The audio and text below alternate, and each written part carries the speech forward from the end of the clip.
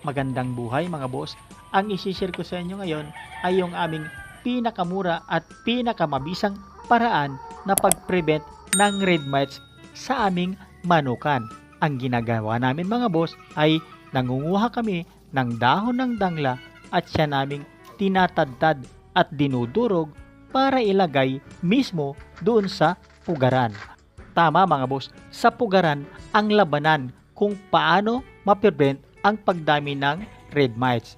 Dinudurog namin o tinatadtad yung dahon ng dangla at siya naming pinapaunang ilagay dun sa pugaran ng aming mga inahin. Nang sa ganon, pag upo pa lang ng ating inahin para mangitlog ay maaamoy na ng red mites yung aroma ng dinurog na dahon ng dangla at unti-unti na silang lalayas kundi man sila mamamatay. Sigurado ako walang red mites sa inyong manukan.